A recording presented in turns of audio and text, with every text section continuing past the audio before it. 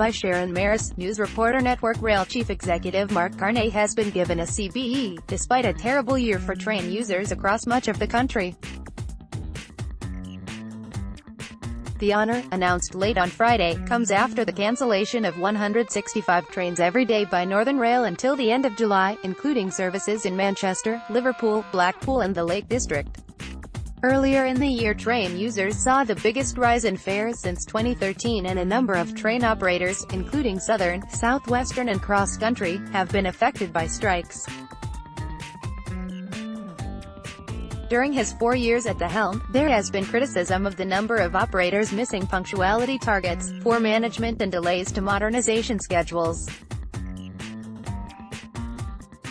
He is due to retire this summer.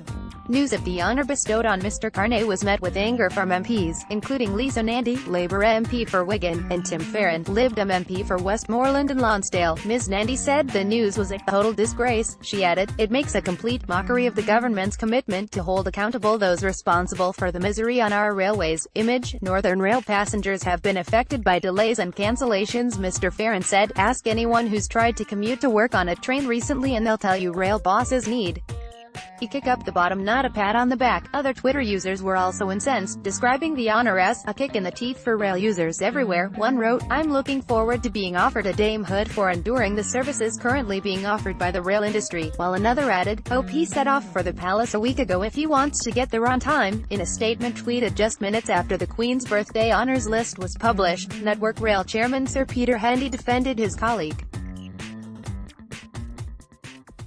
He said, "Clearly the timing of this award is difficult given current industry issues and their effects on passengers, but we should take a step back and look at Mark's whole career and particularly his record over the past 4.5 years and recognize, as this award does, his tremendous contribution to our railway." He praised Mr. Carne's transitioning of Network Rail into public ownership, delivering the largest investment program in modern times, and making a 21st-century digital railway a reality. Mr. Hendy added, "It's right.